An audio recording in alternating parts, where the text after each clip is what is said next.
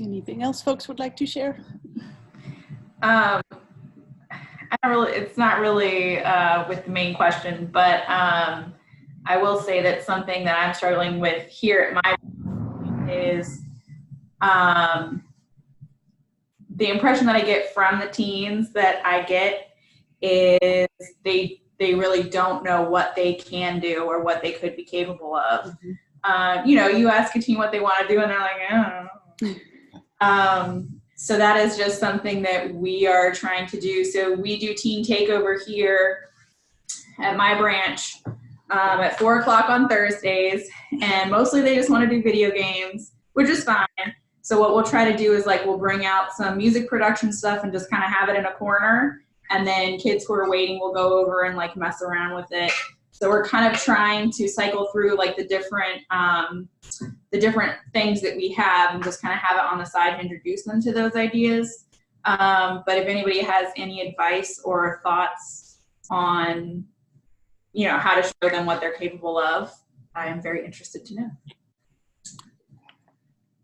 Hello, this is Rockwood again. Something we try to do here at Rockwood is to not just have the equipment out, but for us to do our own messing around. So right, okay.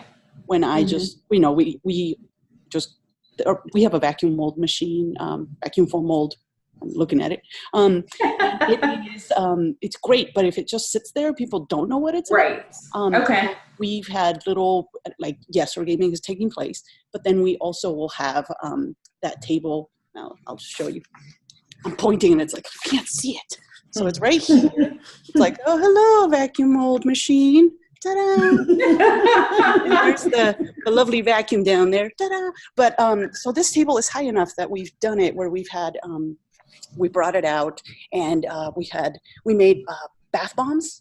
And that was really awesome because there's so, I mean, you can make Jello molds with that thing. You could make cell phone holders. You just have to pour either cement or silicone into it, into the mold once you have it. And so having it out, but then having a little project going, and especially one was amazing because everybody that was like doing some other stuff was like, what are you guys doing? Especially if it's messy or it's loud, because that machine is loud. So I'm like, what is this noise? What are you doing? And then once they got there, they're like, oh my gosh, let me see. This is something I think I want to do. I feel threatened. Okay. Yeah, exactly. It's like 2 seconds is like final words. Thank you, everybody. Thank you. Nice talking. Thank you. Yeah, it's good to see everybody. Y'all, nice to meet everybody. It's nice to put a face to it. Yeah, and then everyone's laughing at the same problem. I know. We're like, oh, yeah. We're all dealing with the same thing. We are not alone. All right. Thank you. All right. Have a good one, folks. I'm trying to think what mechanism, but we can think about that. Yeah. Hey, guys. Everybody's back. See you guys over there. Yeah. Yay. See you guys over there. They're just waiting. Hey. Okay. All right. I think we're all back. How did that feel? It went well. Can we have someone from each group share like a short summary of what you talked about? Sure. Starting with the group number one. Group number one. So we had what piece of advice would you give yourself or new learning labs about starting and maintaining a makerspace? So I heard a lot of people saying, if I could go back, here's what I would do. So letting grown-ups know what teens, like the emphasis on letting grown-ups know, like, here's what teens need, here are their needs, here are their wants, and really being firm about that. That came up a lot.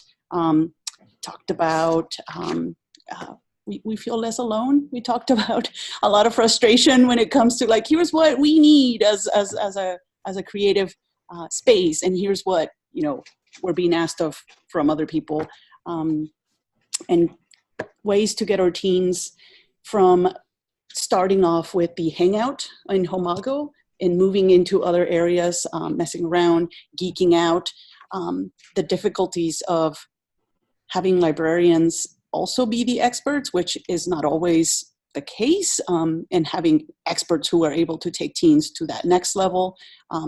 We talked about our gamers and how lovely it is that they game, but how we can expose them to other different technologies that they can also take advantage of and use, but how to get them to just see it, to not just have the equipment there, but to have people use it so that they can see what it's about, to help guide them in it. Let me know if everybody else that was in that session, if I missed anything, please step in and mention it. I think that's what I remember, but if I missed anything, let me know. Awesome. That's a lot of stuff, and we'll have the recording too to go back to also. Yay. Awesome. All right, group number 2. So I popped into that group, but does anyone else want to share? Trisha, do you want to share? To put you on the spot. Yeah. You're good at talking. Now I'm definitely going to swear on this webinar, Nick. What the heck? I didn't. Okay. Yeah, so we talked a lot about getting people face-to-face again. We talked a little bit about structuring, like doing a survey to figure out where people are consistently going, which conferences people are consistently attending, and then saying for sure that we will have a couple of people the day before that conference starts each year available so that new COP members can go to that conference and meet people face to face. So like a kind of smushed down version of the retreats.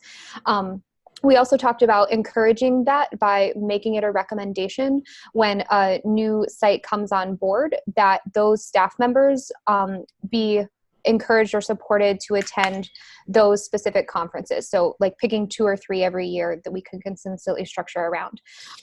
We also talked a lot about we talked a little bit at the end about regional meetups and how to move that forward. Hillary and I are going to meet offline. Nick said he's working on it in the South. So I think with a little bit of focused effort in a couple of different areas, we can see people meeting up in person more often. And then I think third thing we talked about, which took up a lot of the time because it's an awesome idea, is creating a directory so that people have an idea of who else is doing this work across the country, what their specialties are, what they're interested in, where they're at. And then can feel a little bit more able to access the information and skills that those people have for their own learning. End scene. Did I do it? Are we good? Perfect. Yeah. Thanks, Trisha. Thanks, Trisha. And you didn't swear. Thank you. My teammate Nigel is in the room, and he also just applauded that. So you're all welcome. I'm doing great these days. All righty, let's move right along. So for why you're part of this community of practice and what parts are most valuable to you? Well, it seemed that why we're all a part of it, or the small group we had, was to share information and to not feel so isolated, because in our systems we're some of the few people that are doing what we do. And so in our own systems, we're sort of separate from the group, sort of like some of the teen librarians are, you're maybe the only teen library in the whole branch, or in an area. And part of, and just sharing the information with each other and getting information from other people and like really just being a part of a community was part of what was valuable to us. And Jeremy did bring up ALA in 2020 in June. Is that in Chicago, Jeremy? Do you want to pop in on this one? Yes, I would like to, because I probably should have joined group number 2. I didn't realize, because what I started talking about. I was talking about how one of the things that I valued of being, in the community of practice is the face-to-face meetups that in different formats, and that Chicago Public Library hosted one about 3 years ago, the day before ALA started in Chicago. And